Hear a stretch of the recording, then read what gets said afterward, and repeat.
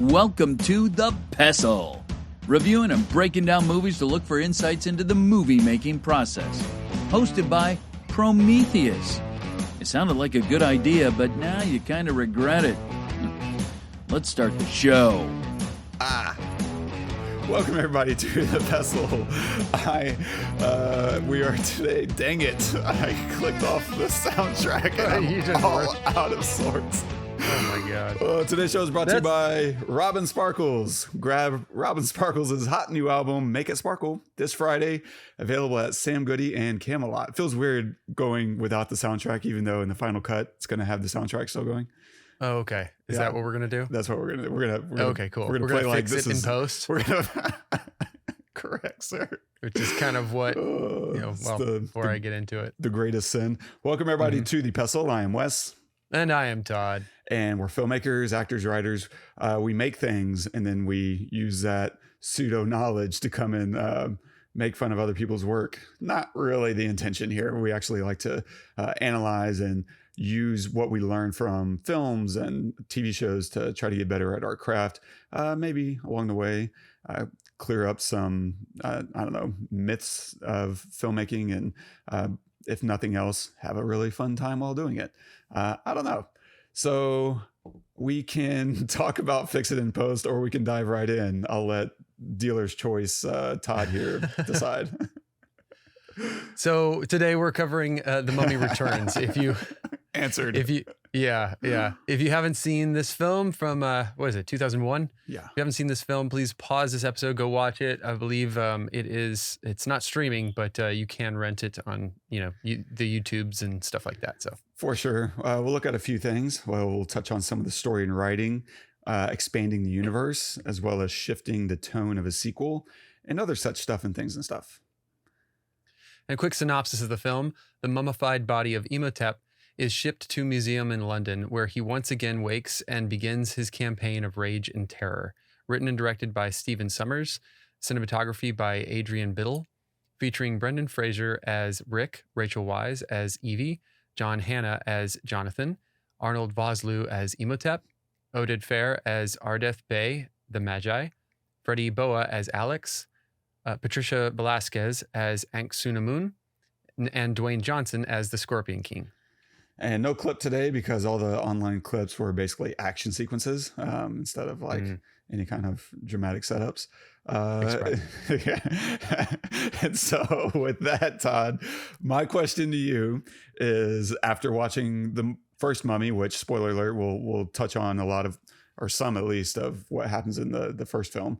I feel like they heard our comments, and the comment from the first film was that maybe it's a little too silly. It doesn't, take itself seriously enough. It's very jokey, maybe too much.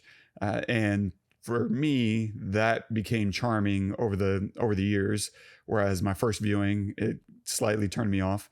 And then I think for The Mummy Returns, they said, you know what? We're going to kill 80% of the humor and focus more on the action. And so I'm asking you, Todd, was that the way to go? This movie was terrible. Okay. But I'm asking, how do you feel? Yeah, right. Oh, let me be more specific. Right, I didn't like it.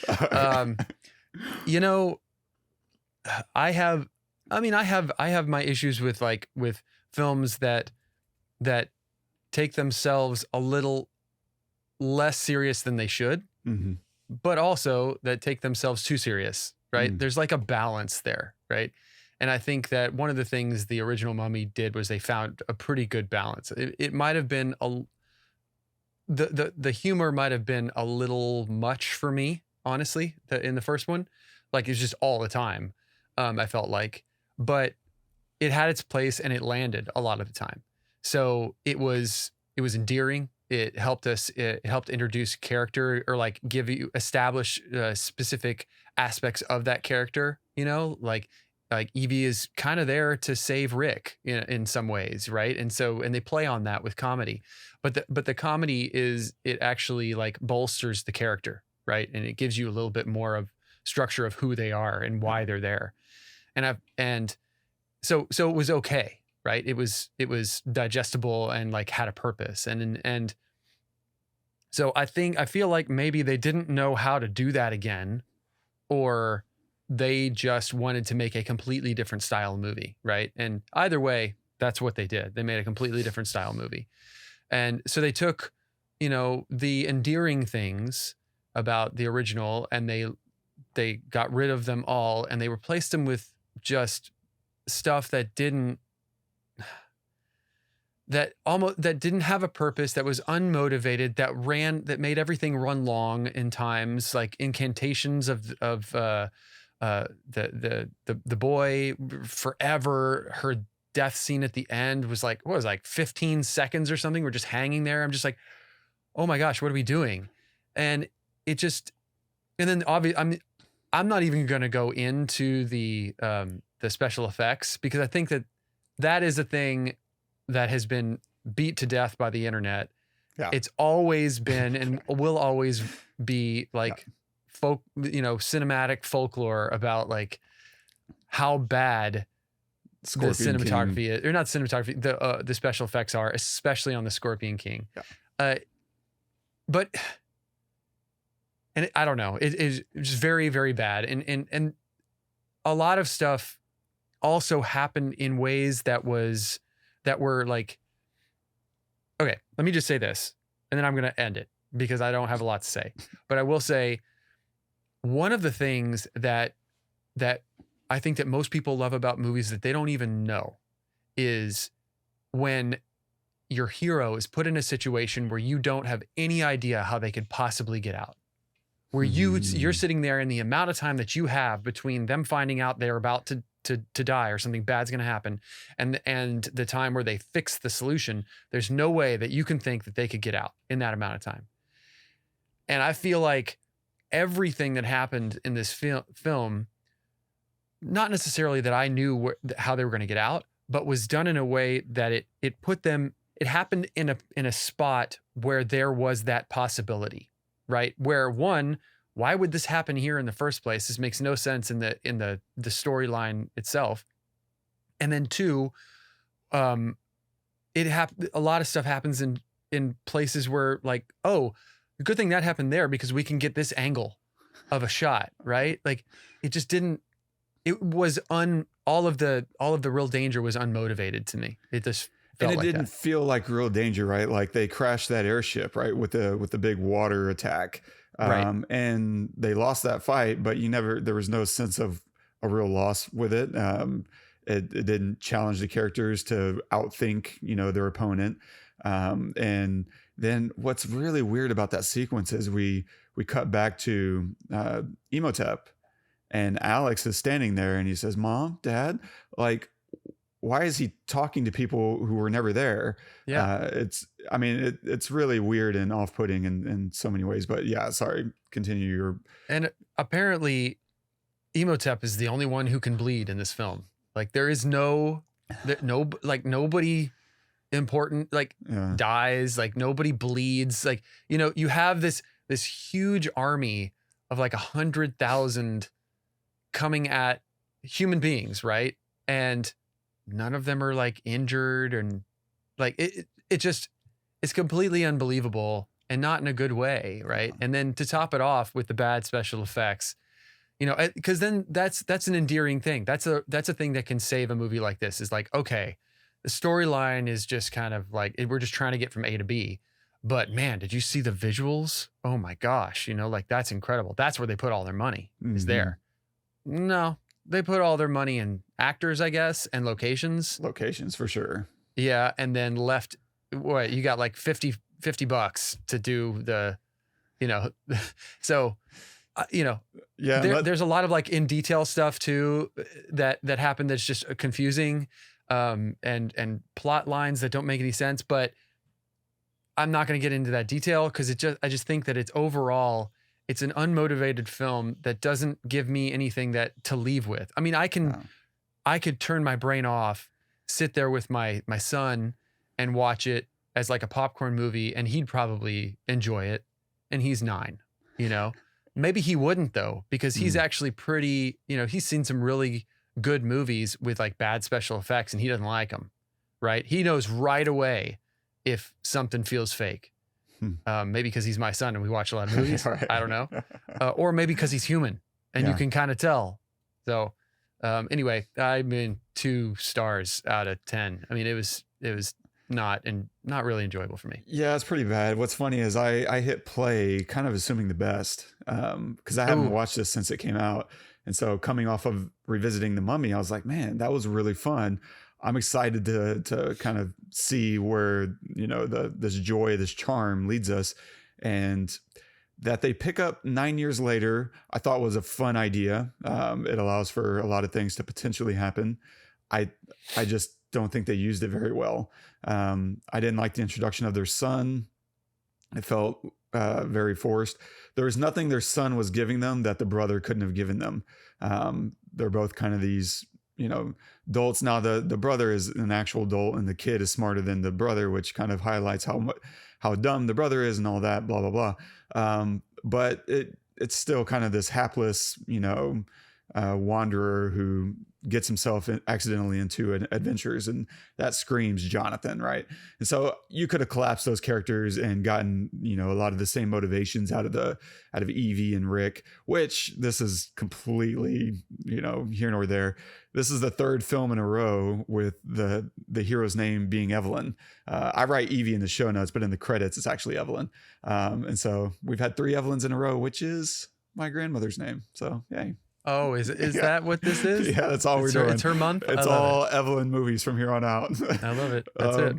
And so, yeah, it doesn't make sense to take 9 years away. But to your point, the pacing is terrible. It's much slower and labored than the first film, right? Like we spend a good chunk of time, and maybe it's only like 10 minutes, but it feels like half an hour of gathering puzzle pieces and kind of this chase through Egypt, right? And none of it feels very satisfying.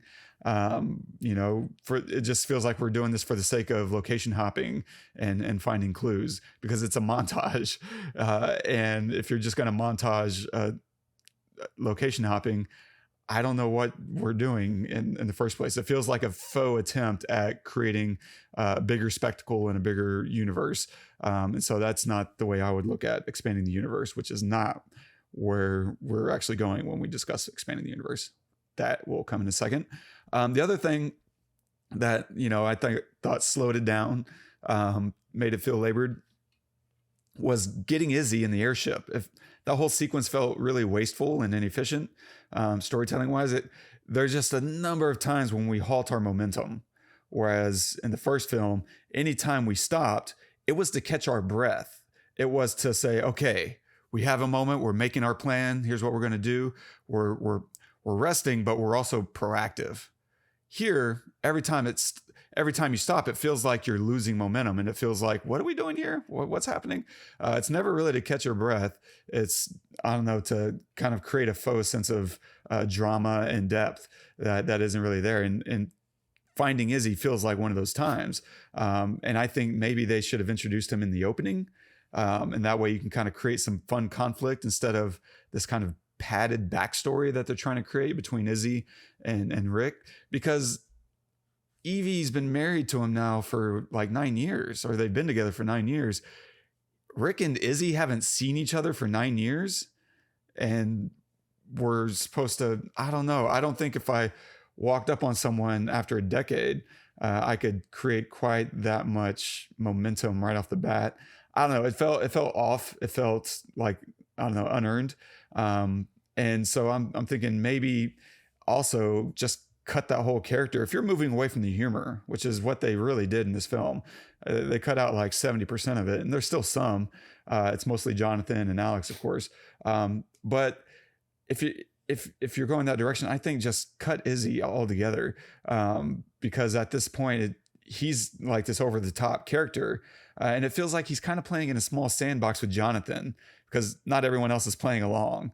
The jokes between Rick and Evie don't really feel like jokes. They feel like almost marital spats. I mean, not quite to that extent, but it just feels like old hat marriage stuff between them. It doesn't feel like, oh, I'm making a joke at my expense, or this is part of my character. In fact, quite the opposite.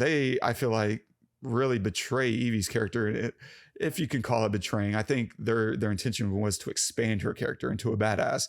And that contrast is really fun in light of her being this bookworm. But the execution of it didn't play well. The flashbacks I thought were fine.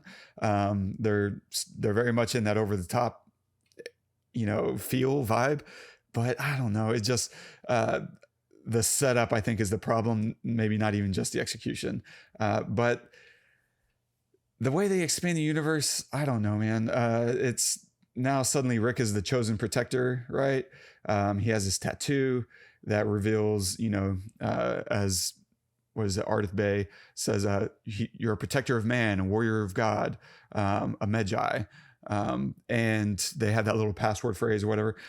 I don't necessarily mind those things, but I do wonder if it's distracting because it pulls me out of the story by making me mentally revisit the last film.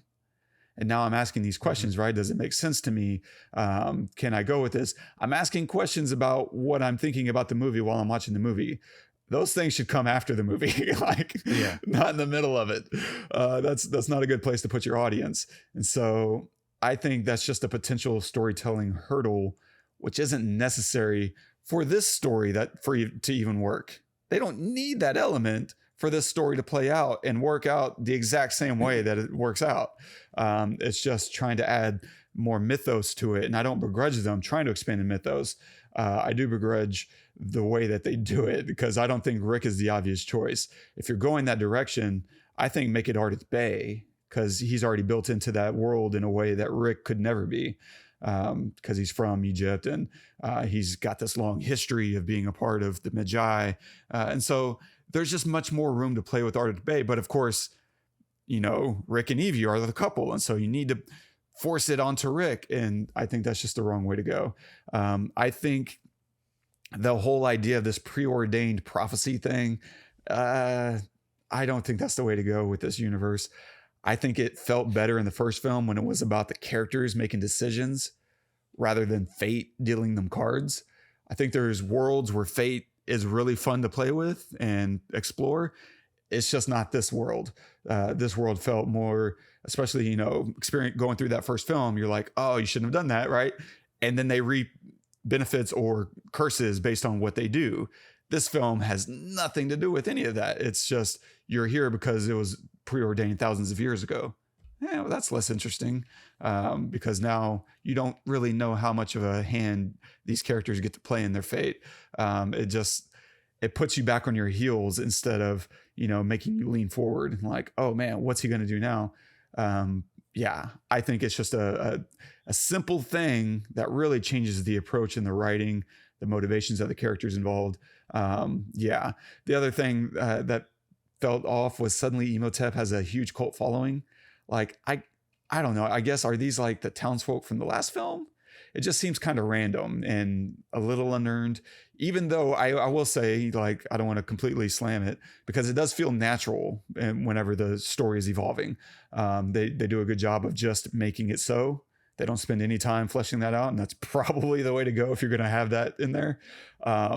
But I just wonder if there's a better way to build his army that feels more earned and brings the audience along instead of maybe dropping us into this scenario in a sequel. If this were a first film, it's easier to buy in, right? Indiana Jones, you don't need to know Nazi backstory for this or that. It just is.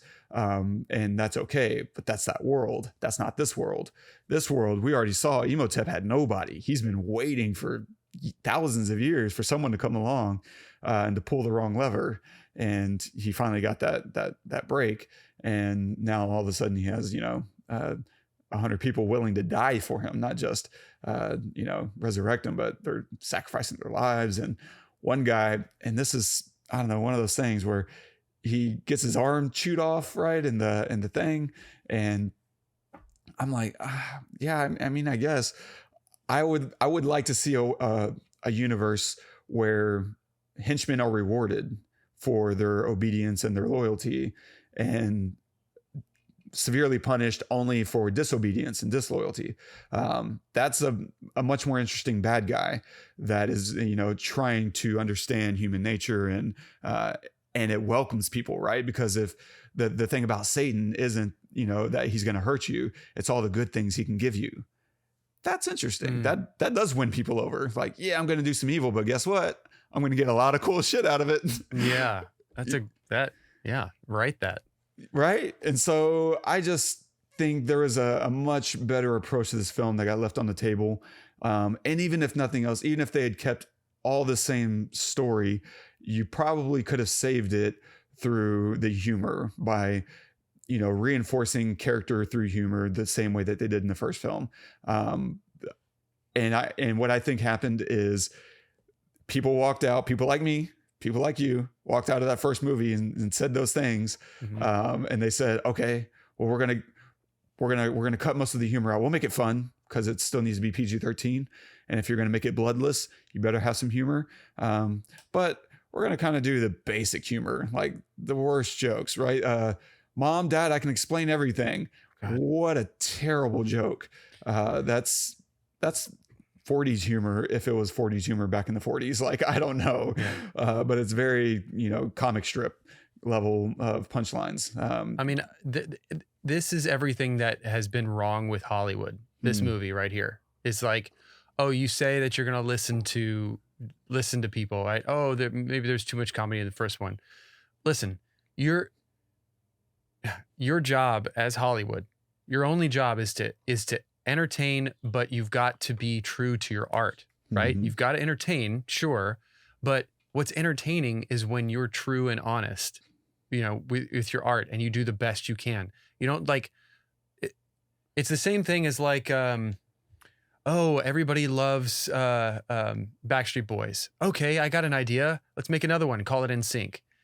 Both are garbage, right? Both are garbage, but you're just taking one thing and you're recycling it for the sake of money and dollars, because you think that people really want that. People don't know what they want. You could walk out of the first Mummy movie and say that was perfect. I loved it. Everything was like, and I could walk out and say, I didn't, there was too much comedy. Who gives a shit? It doesn't matter. Really, it's what are you trying to do? What are you trying to tell? What's the story? And not just that, but like how you tell it. And it's a movie. It is visual. So if you're going to like sink, all your money into locations, and then, the last, $5,000 you've got for CGI, you're going to blow on like an 8-ball and hookers and like, a few scenes of the scorpion. Like, you are failing, and you're only doing it to make money. And that's different. And not all sequels are like this. There are sequels that can be made because they know there's going to be a lot of money in it, but they can do it right because they want to make a piece of art, right? And this is, it makes me upset. The scenes, like a couple of scenes at the end, it took every fiber of my being not to turn off. When he stabs the Scorpion King and Imhotep comes and like does this whole kneel thing, it was a visceral anger in me. And then the scene later where everything is sucked into the, yeah, I just can't. I get a little bit lost for words because I'm just sitting here thinking, okay, well, that had to be the director. Everything stops at the director, right? Yeah, and he's the writer, but I wonder if one of the problems was he wrote this one alone, and I think the other one had one or two extra writers on it, and so maybe the balancing act got out of balance. But it's not in the writing. I mean, it was, yes, the action was, but then they had to send it off to have the CGI done, and they got it back, and they're like, "Yep, this is great. Yep, print it." Yeah. It's really, you should look at that and you should say, that is not allowed in my movie. And I mean, I don't know. There's so many other little things. Oh, you kill the Scorpion King, so everything just like ends now. Like, why?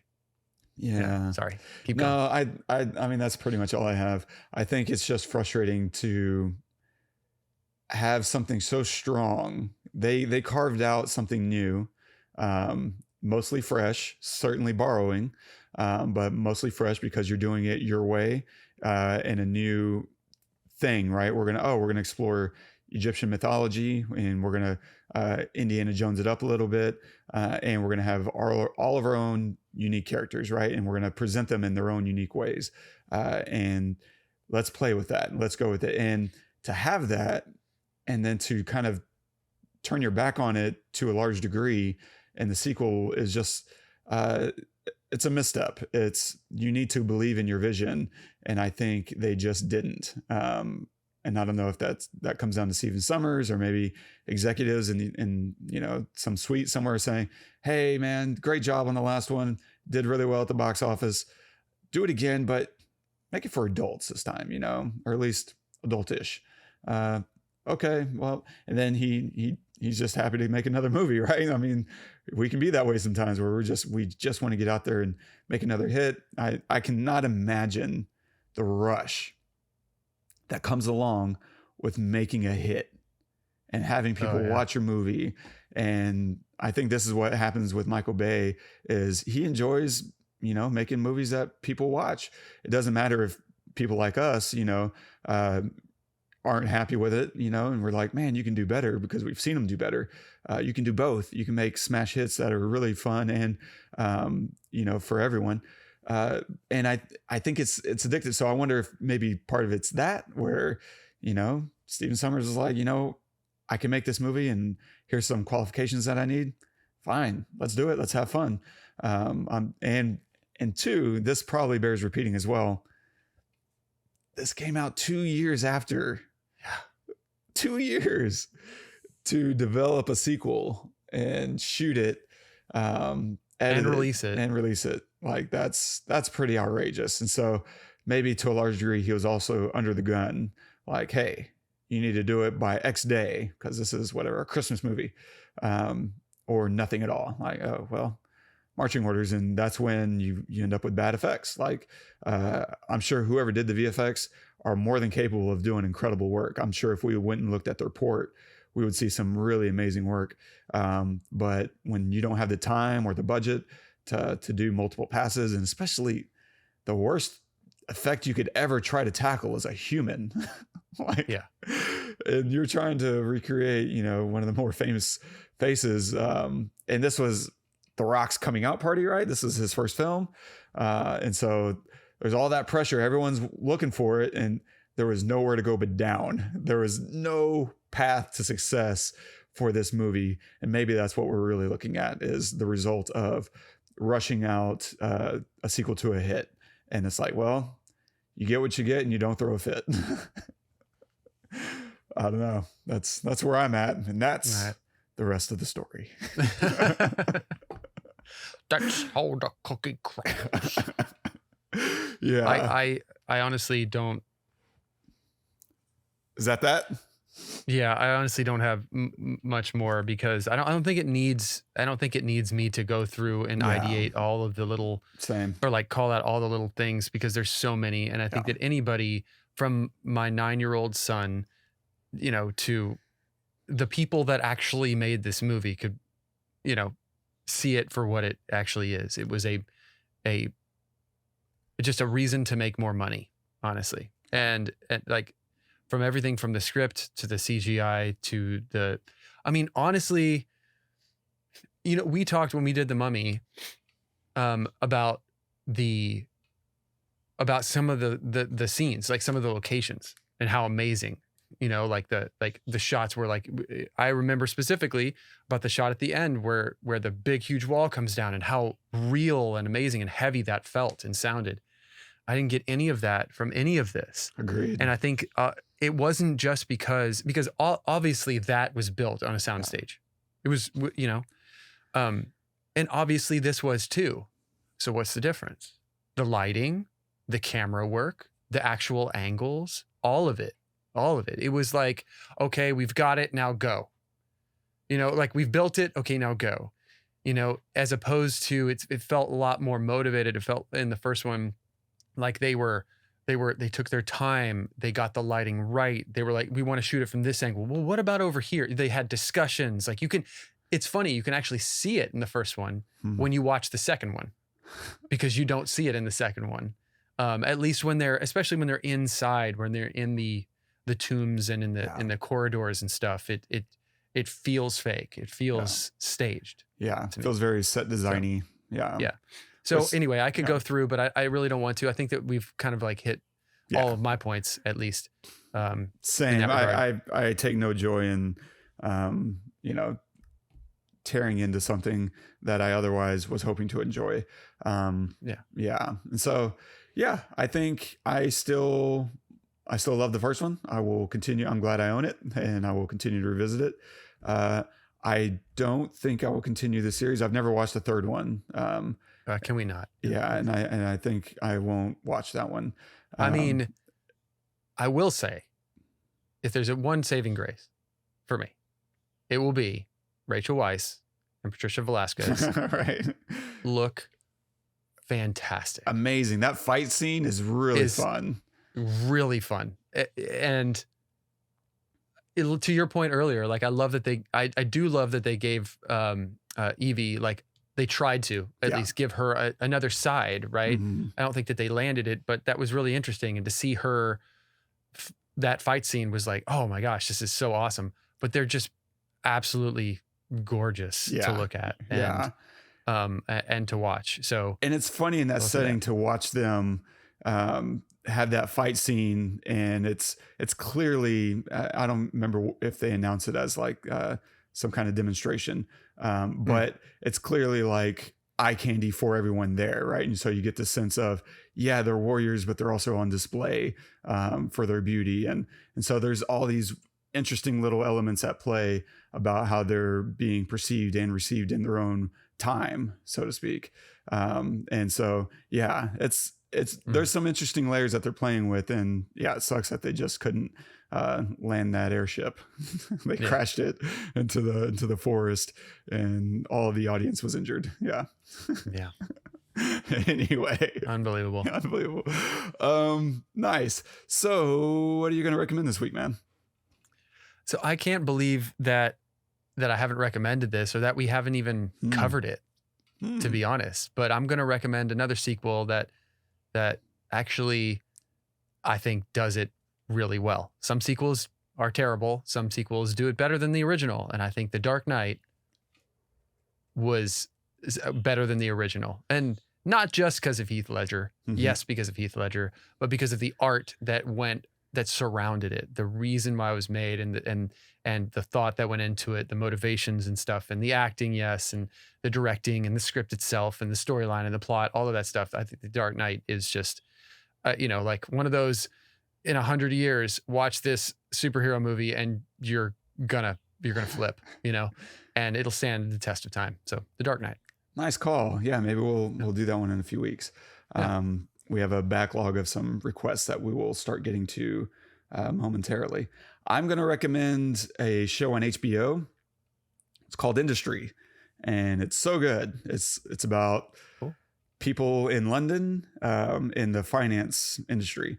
And so it's completely indecipherable. Like I have no idea what they're talking about. Okay. Maybe 90% of the time. Like they're making deals and wheeling and dealing and winning and losing. And I never know who's winning or losing. I feel like a dog watching a tennis match. But I am hooked. It's so good. Like, even though you don't understand necessarily the terminology, you understand what people are doing to each other, the motivations of relationships, and it has just a great young cast, mostly young cast. There's only one actor in there that I know from before, and otherwise it's just a completely new crop of actors that are really talented. And I love finding, just a new group of actors that are killing it. And so hopefully we'll get to see them in more other projects. But I find it just a great show. I'm waiting to see if they renew for season 3. If not, that'll be another frustrating cancellation in a long line of frustrating cancellations. Yeah, so check that out. Yeah, stay tuned for next week.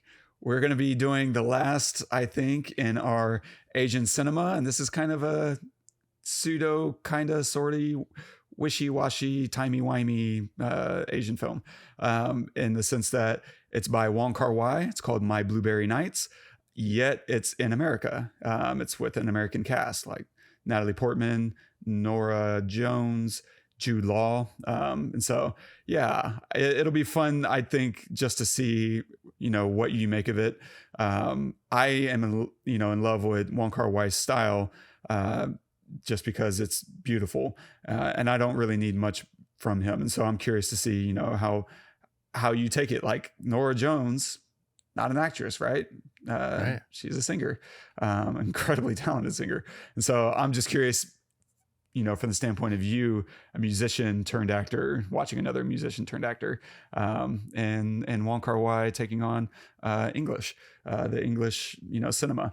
So that'll be a fun, combination of things, stuff. You know something interesting about Norah Jones? I do. So her massive hit, her like first hit, "Come Away With Me," "Come away with me in the night." That vocal performance, one take. The first take. No. The whole thing, beginning to end.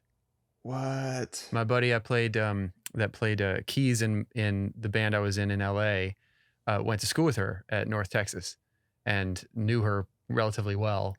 They weren't like best friends, but knew her relatively well, and it was hanging out with her, and she told him that. Oh my God. Yeah. Because he was like asking her about it and stuff. This was after she had blown up.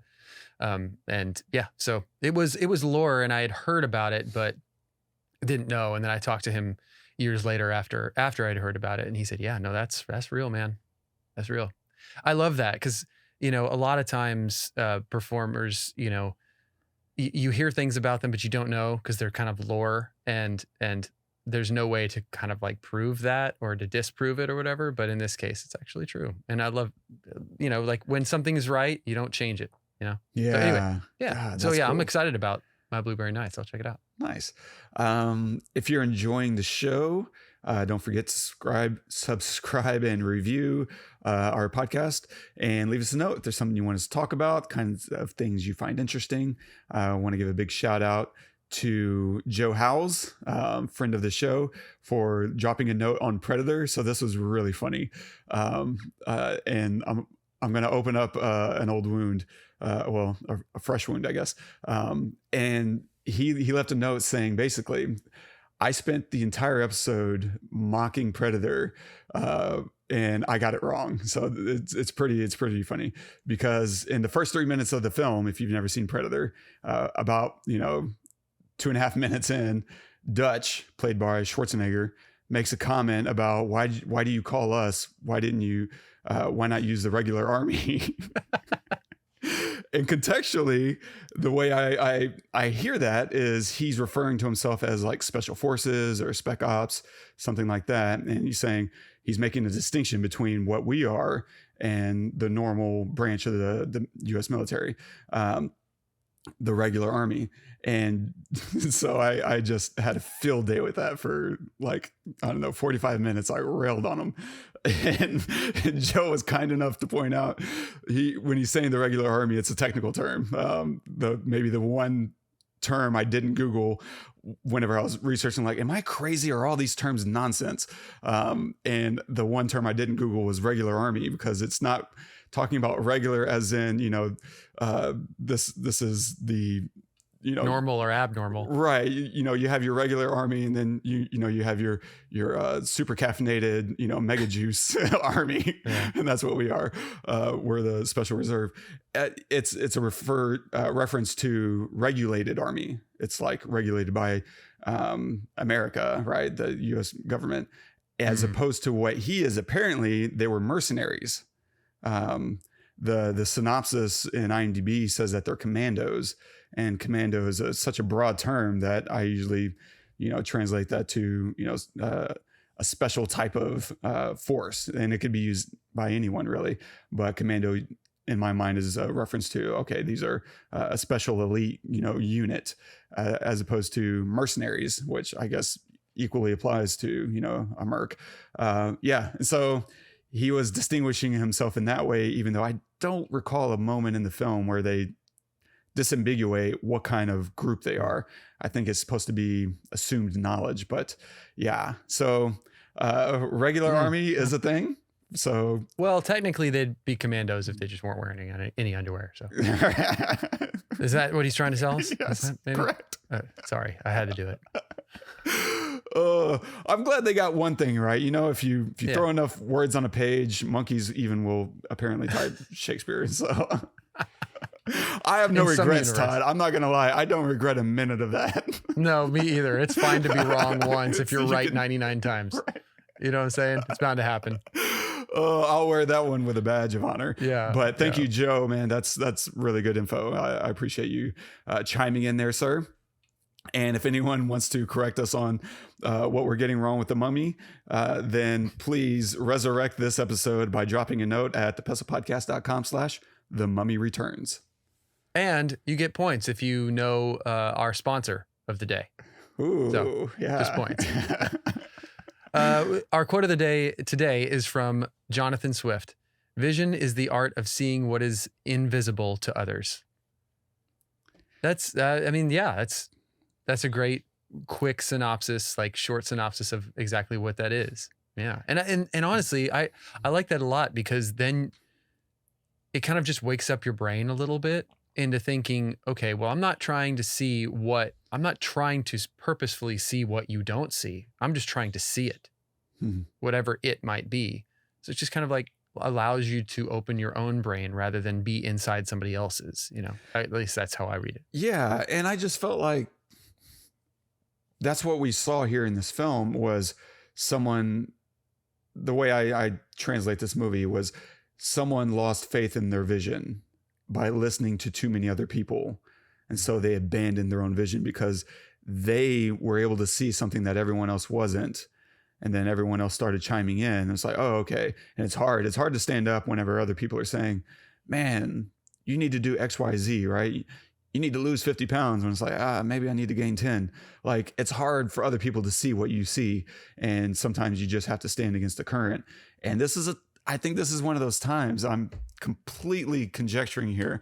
But I just feel like he had a vision. He saw something and he knew what people wanted, even when they didn't know what they wanted themselves. And that's why, guess what? When 2003 hit, there was not another mummy. Right. You know? Yeah. And I think it speaks to that problem of you knew what you wanted and you maybe listened a little too much to other people, because there was nothing more fun than watching Brendan Fraser and Rachel Weisz ping pong on each other, right? Just kind of bounce all these jokes and silly bits with a straight face right off each other time and time again throughout an entire movie. It was beautiful. It was really beautiful. And I just wish, he had committed to that vision of this universe. Yeah. And it's hard, man. You and I both know anytime you're working with clients or trying to create something, and I bet it's in every industry. I bet architects go through this, right? Where they have a vision for the way this building is going to feel. People are going to walk into this building and they're going to feel a thing.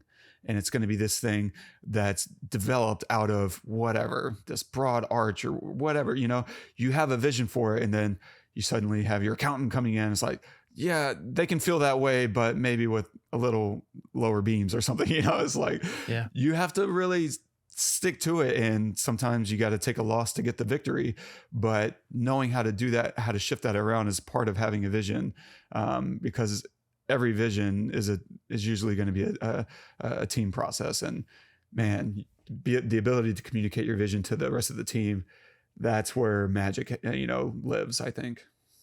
Yeah. There's a saying in music that if you can, a song is good if you can play it on just acoustic guitar and it holds up. Right. And I think the same thing is it's very similar in a film. If you could take all the CGI out, is it still a good movie? If you can just tell the story without an ounce of CGI, can you? For one, and two, would it hold up? And if it doesn't, there's something wrong. Like you're relying too much on something that is fake in order to make a real visceral feeling. It's not usually, not always, but usually that falls flat unless you've got a lot of money, which this, I don't know if it did or not. I honestly don't know what the budget is, but basically if you can strip all the bullshit away, does it hold up? And I mean, there's one thing to be said about, you know, like going big, right?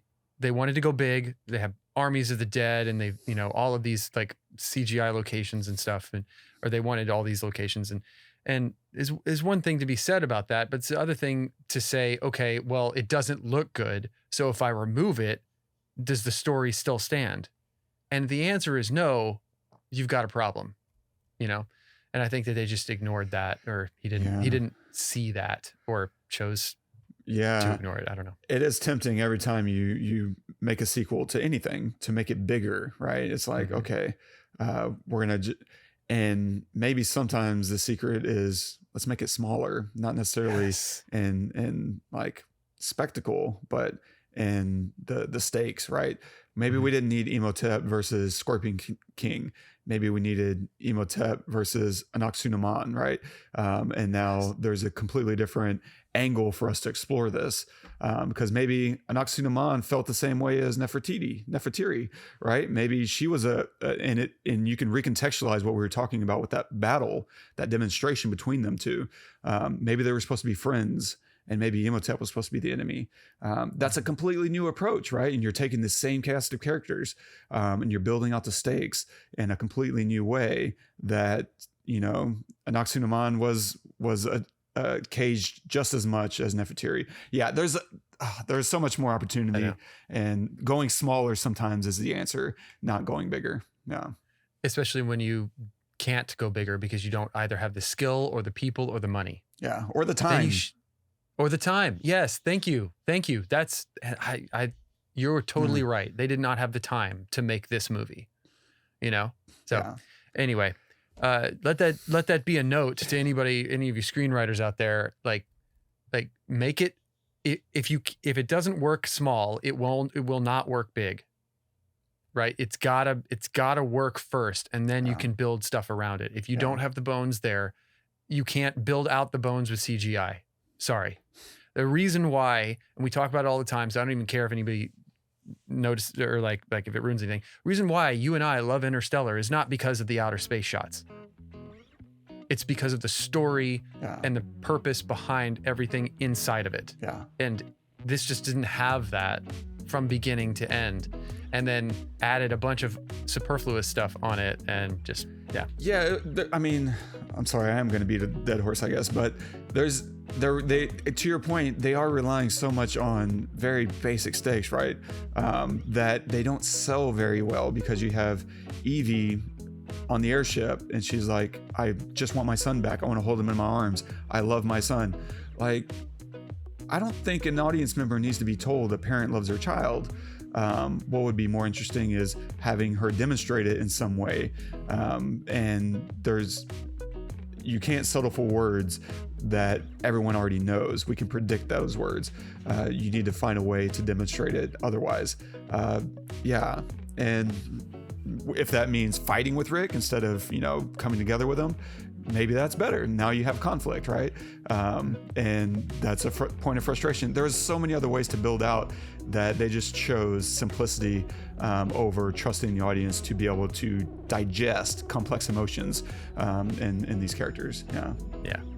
Yeah, it was rough. It was rough. Yeah. Well, thank you guys so much for joining us. We can't always do movies that we love on this podcast, nor should we. Yeah. And that's fine. I think we learn a lot from the films that we don't like, just as much as we learn from the films that we do. And it's important to talk about those as well. So thank you for joining us for this. Hopefully you liked it. Please join us next week, where we're going to be doing My Blueberry Nights. I'm looking forward to that Wong Kar-wai film. And please share us with your friends, review us, all that good stuff. Leave a comment on YouTube or wherever.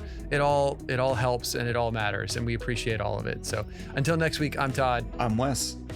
Go watch some movies. I have no idea.